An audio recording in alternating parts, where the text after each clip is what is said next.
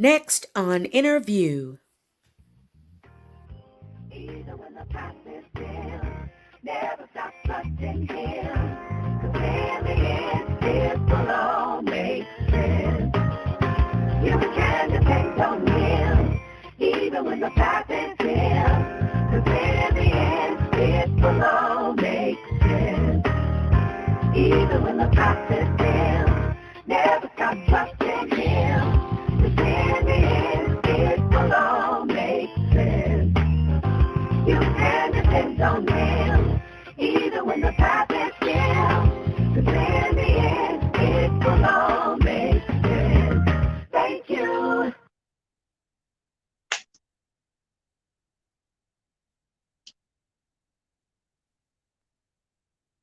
Welcome, welcome, welcome, ladies and gentlemen, to Interview, a live discussion. I am your host, Leroy Music.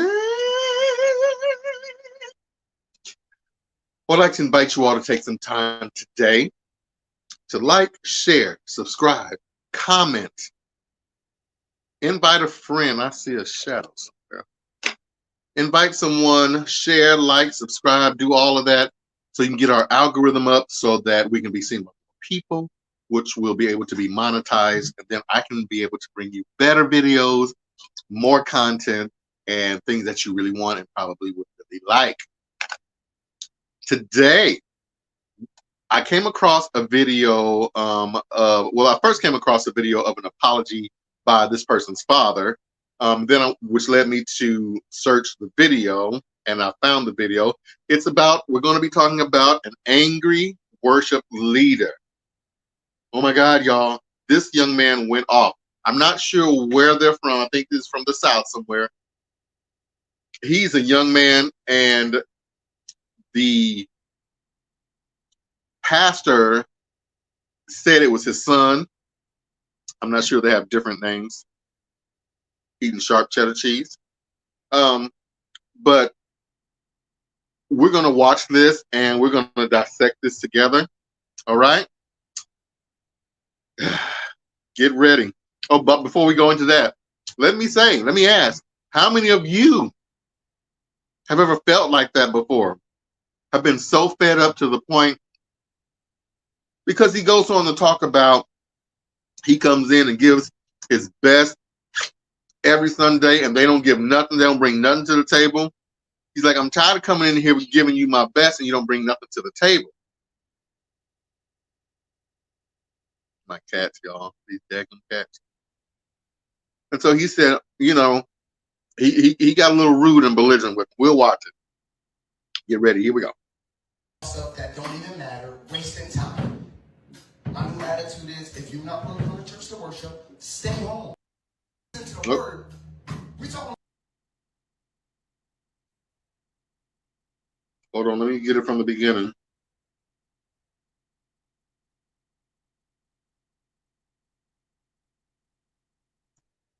Here we go. It's because of y'all. Tell y'all the truth. Y'all are the most boring saints I've ever been around. The most boring saints. If Bishop not gonna say it, I will tell y'all. Y'all are the most boring people I have. The most boring. He said, y'all are the most boring. First he said saints that I've ever been around. Then he went in a little harder and insulted their personalities and said, y'all the most boring people.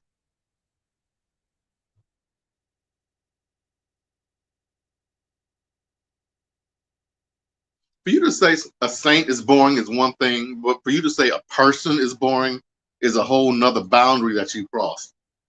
You already crossed your boundaries opening your mouth. And let me say, I have made the mistake. Well, I'm not going to call mine a mistake. I have flipped off at their mouth, and I've actually said some bad words in a rehearsal. I do not regret it. The experience was something that I can't even begin to describe to anybody.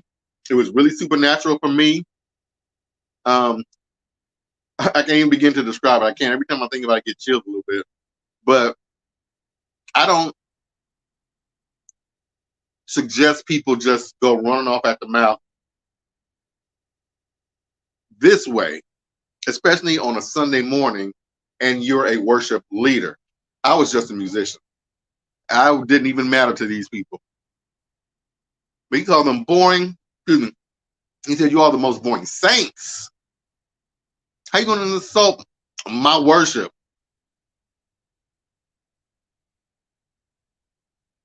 And then he said, you all are the most boring people.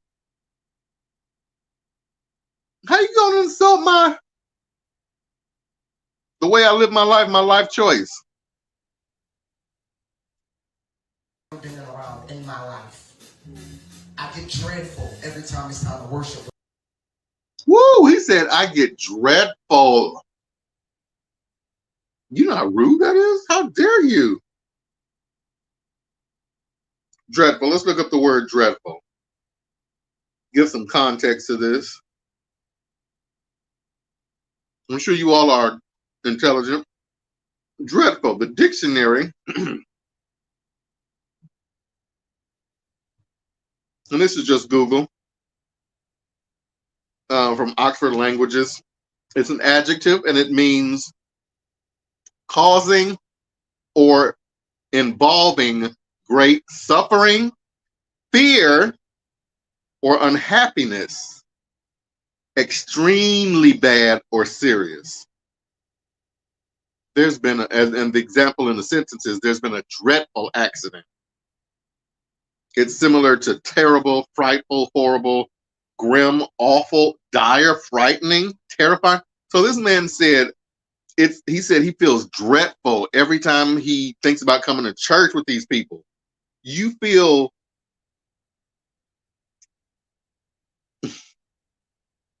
ooh.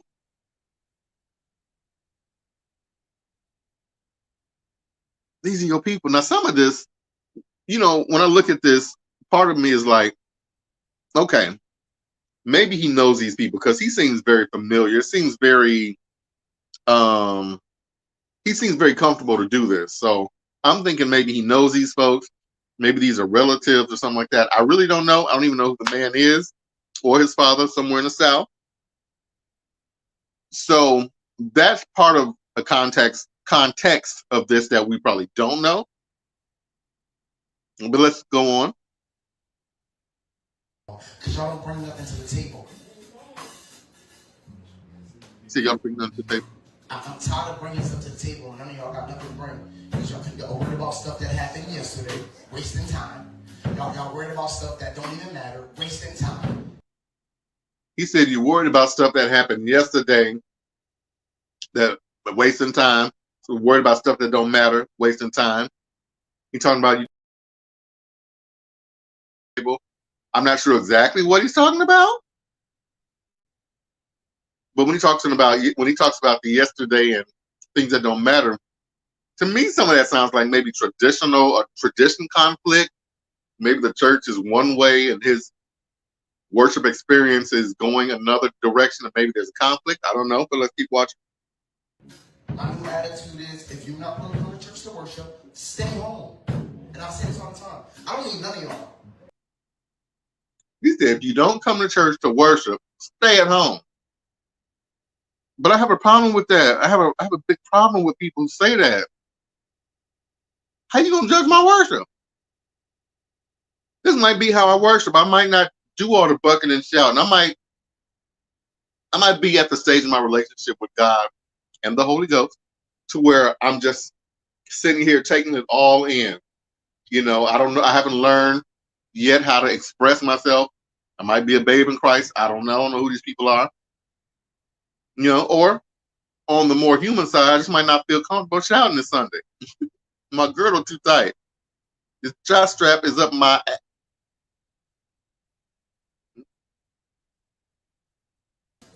I love everyone in here. But then he goes on to insult them even further and says, I don't need none of y'all. And I mean, he goes in after this, y'all. Keep watching. Not any one of y'all in here. At all. Y'all don't do nothing for me, but look at me while I'm singing anyhow. He said, y'all don't do nothing for me? Wow. People. And I swear to God, I swear.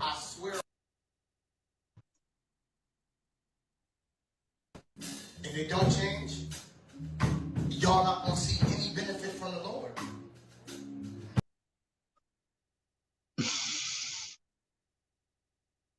See,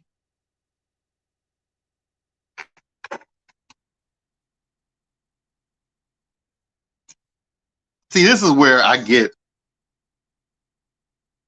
how I get with church folks.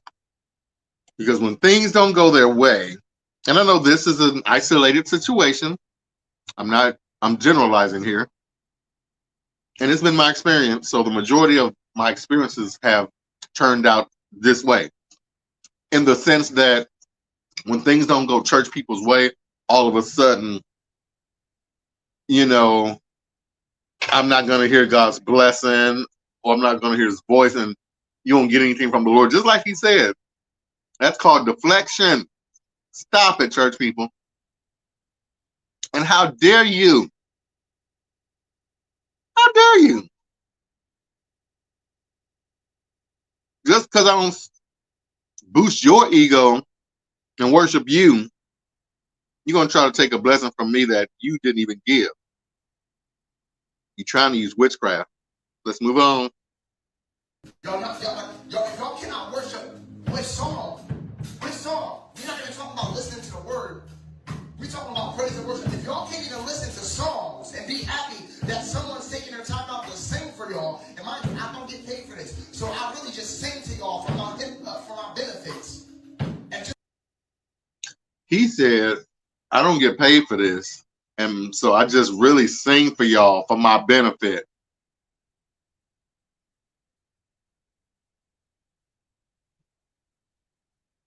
Arrogant much? Good Lord. I mean, that's okay. Having said all that, to me, looking at the grand scheme of things, the bigger picture, y'all, is where I'm at right now. This says to me that he's been frustrated a long time, and either he's voiced his opinions to the people and tried to make change and they were rejected, or he just never said anything and it just boiled up. Or maybe there's been some kind of conflict, like I said, between the old and the new. There was something that has been happening underneath that we don't see that is causing him to react like this. But I've noticed, how many minutes are we in? Oh, I can't even see. Ain't nobody stopped him yet. Child, Paradise, them ushers would have beat the deacons. Move on. a bunch of boring, dead people. And I swear to God, I swear on everything I love. That was the other thing. I mean, and I swear to God, how you going, dude, you in church? How dare you? I mean, to me, that don't mean anything. But to these people, this looks like it's a small home storefront church. And so to them, that might mean something when you say, I swear to God. You know, but still, either way, that's just rude. It's not a good look. If it don't change, y'all not gonna see any benefit from the Lord. Not gonna see any benefit. Y'all cannot worship with song. With song. We're not even talking about listening to the word. We're talking about praise and worship. If y'all can't even listen to songs and be happy that someone's taking their time out to sing for y'all, and mind you, I don't get paid for this. So I really just sing to y'all for my benefits.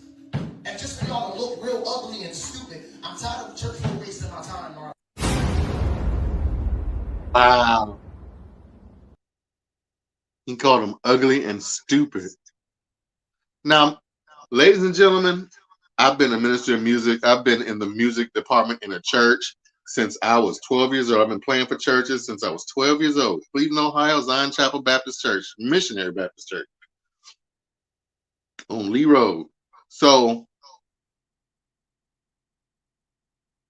I've been to conventions. I've been to revivals. I've played for stars. People may not know. I've done a lot in the music field, behind the scenes and as an employee of the church. So I understand how you can get this level of frustrated, especially in the way that the structure of church is now. I hope you all understand what I'm saying. So I get how you can get this frustrated, but something tells me that, number one, you're not doing this for the right reason. Either that or you think you're too big for these small people. When you start thinking like that, womp, womp. When I tell you the humbling moment this young man is going to have, this coming out on the internet wasn't nothing. Trust me, it's going to get worse for him. Probably emotionally, he's probably going to do it to himself.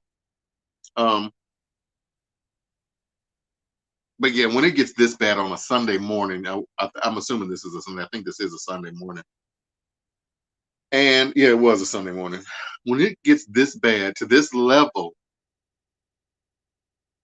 there's something wrong with the leadership.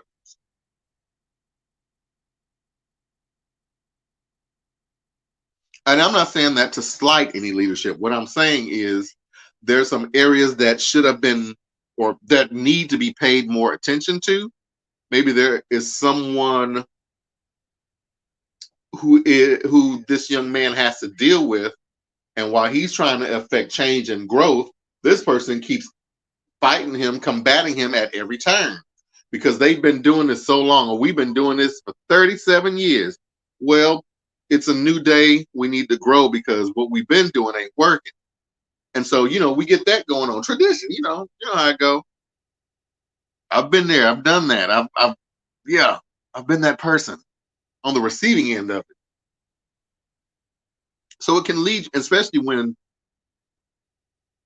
the older person has been at the church for years, newish, or is a friend of the pastor, or they know each other's family, they're connected, they are family. When that kind of stuff happens, baby, you are in for the fight of your ass. Because ain't nothing gonna change. Nothing is gonna change. Now, I think he's the pastor's son. I saw a video, which it really wasn't anything for me to really do a review about or to even play. He really didn't say anything. He just said that he talked to his son and they prayed about it, and that was pretty much it. So it really wasn't nothing. I think the son has done a apology video. I'm trying to find that as well. When I find out, I'll do a review video. But yeah, what are your thoughts? What are your thoughts? Is this okay?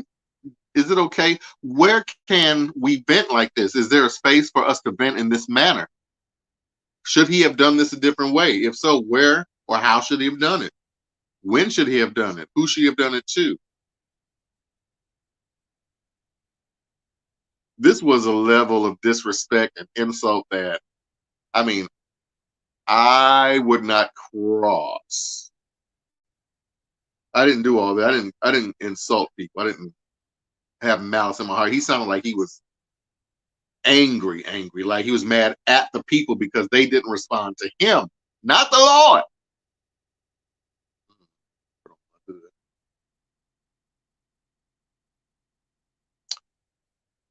I wonder. Let's watch it one more time. We're gonna watch it all the way through. I'm not gonna say anything. I'm gonna try.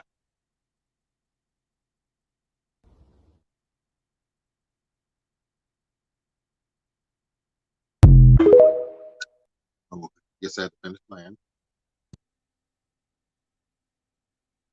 Oops. Here's my Einstein. All right, here we go. Let's try it again. Nobody want to come here. It's because of y'all. Tell y'all the truth. Y'all are the most boring saints I've ever been around. Just gotta tell y'all this. If Bishop not gonna say it, I will tell y'all. Y'all are the most boring people I have ever been around in my life. I get dreadful every time it's time to worship with y'all, because y'all don't bring nothing to the table. Okay, y'all, I'm sorry. I said I wasn't gonna stop it, but I understand what he means. I really do. And maybe he used a poor choice of words when he said, I get dreadful because y'all don't bring nothing to the table. What I would have said is, well, what I have said has been, I just feel so heavy. I get heavy when every Sunday when I think I got to go to this church, so I got to deal with this person who's just going to be combative for no reason, just because they want to be seen. Pastors expecting me to do this, and then I got to cater to this person because this person is up in his, you know what I mean? All that stuff goes through your head. So I understand that. I think he just used a poor choice of word. When he says you don't bring nothing to the table, this is what I feel. Because when I commit myself to a minister of music position, I kid you not, you guys, it's a life commitment. Well, I'm already a hermit, like not a hermit. I'm introvert. I just like my quiet spaces, my Zen areas. But when I'm a minister of music, I mean, I'm in the Bible because I believe I was always taught that you have to have some word in you in order to sing about it. You got to know God to sing about it. So I was studying the Bible all the time on top of that, because I was also trying to give Bible study lessons in rehearsals. Some of y'all might remember that back in the day. And so I was committed. I was like, I wanted this to be, every year I went to GMWA, which is the Gospel Music Workshop of America, James Cleveland Gospel Music Workshop of America. And it was wonderful. The education, the teaching, the music, the opportunities, the people you met. I met Ricky Dillard before he got big, and he signed, I got a witness, Kimberly Hatcher. She's my witness. She was with me before he got big. He signed a cassette tape of The Promise, the original, with the original, I come that you might have life more abundantly. He signed it for us. Nice man. So those opportunities. And so when I went to those places, every time I would come back, even the National Baptist Convention, when I would come back, I would want to emulate what we learned there. I wanted them to start to get used to that kind of education and teaching, so that when new people came, the old people can move on, not move out, but they can move on to something else. And these new people could come in and say, oh, we already got a groove going. Yes. And that way you just keep churning out good education in your church, good music education. You get good music, you get original music. Yeah. I'm sorry. I said I wasn't going to say nothing. Let's go. I'm tired of bringing stuff to the table and none of y'all got nothing to bring. Because y'all worried about stuff that happened yesterday, wasting time. Y'all worried about stuff that don't even matter, wasting time. My new attitude is, if you're not going to come to church to worship, stay home. And I say this all the time. I don't need none of y'all. He said, if you're not going to come to church to worship, it is so sad that nowadays you got to shout and buck and do all that kind of stuff for that to be called worship. I ain't got to do all that for that to be worship. Where in the Bible does it say that's worship? That's the only sign of worship.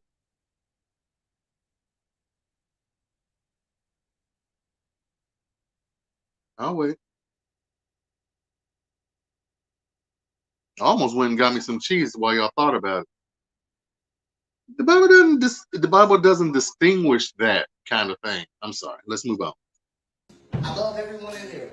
I love everyone. I don't need not any one of y'all in here at all. Y'all don't do nothing for me, but look at me while I'm singing anyhow. Y'all are a bunch of boring, dead people. And I swear to God, I swear on everything I love.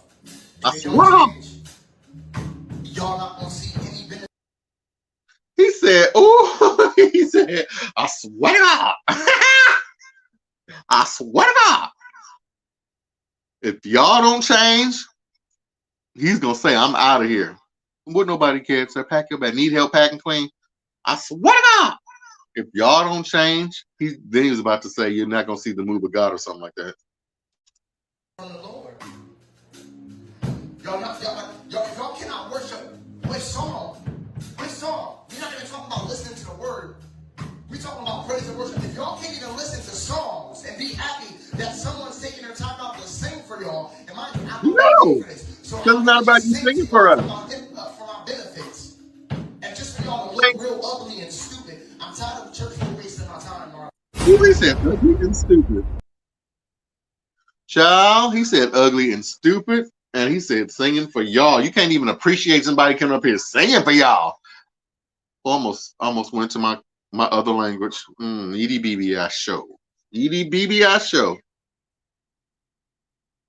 How dare you, sir? That's rude. That's rude. But like I said, when I looked into his age and everything, he is a very young man, and I think he's new to the ministry or to this sort of thing.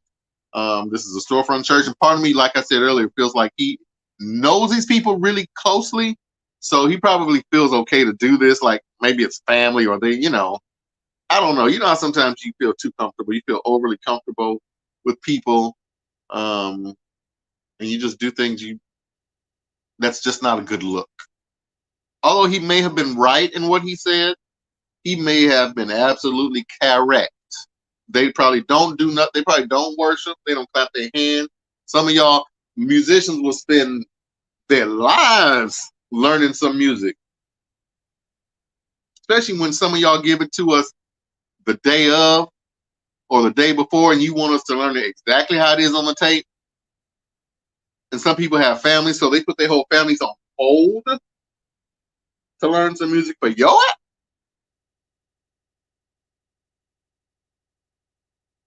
And y'all don't support musicals. Well, don't even get me started with that. You support your favorites. You support who you want to support. That's what I'll say. So when you don't support certain ones, I feel like it's on purpose. That's just my feelings.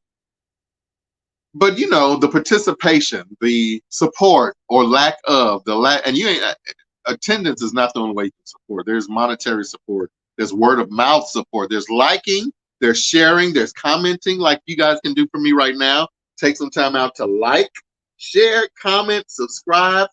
This is Interview, a live discussion. I am your host, Mayroy Music. And you will help us push our algorithm higher so that we can be seen by more people and we can offer you more and better content. All right. Well, guys, I think that's all that I have today. Oh, no, I got one more thing. Let's watch this next video. Okay. We just watched a video about the worship leader going crazy. Now we're about to watch a video of a worship leader who insults his congregation through song again. Watch this. You looking at me funny, but yet you sit there, bro. I will hide your word in my heart.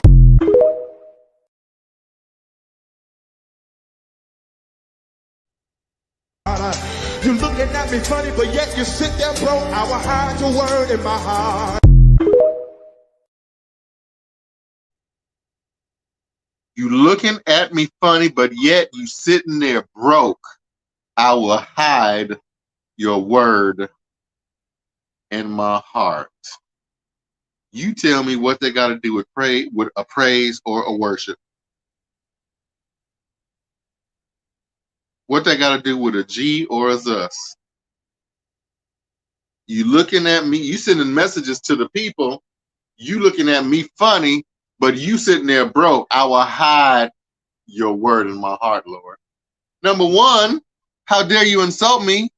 You don't even know my situation. I might be broke because my whole house burned down. And I've had my house burned down once. And I almost died in the house. I ran in to get my cat, who was dead, hid under the bed. Oh my goodness. Oh Lord. See, that just hurts my heart. I don't even want to talk about it no more. But yeah, how dare you insult me? Why do people do that? Why do we send messages? It's deflection. Christians do it so well. It's deflection. A lot of people don't have the guts to say what they want to say the way they want to say it to someone in their face. So they send messages. And it ain't even got to be like that. Because that says that you're just insecure. You're unsure about the other person's response. Forget the other person's response. What they gonna do? Nothing. You scared somebody gonna slap you? Call the cops. Press charges. That's what I'm gonna do. I'm gonna say what I got to say, whether you like it or not. Put your hands on me. I'm calling the cops and I'm pressing charges to the fullest. Oh my goodness, y'all. He said, "You're looking at me funny, yet you're sitting there broke." These are the people that you're asking to worship with you. Why they broke? Because they gave all their money to the church. They paid they $60 to come to your concert. Just rude church folks in these videos. Well, guys, that is all that I have.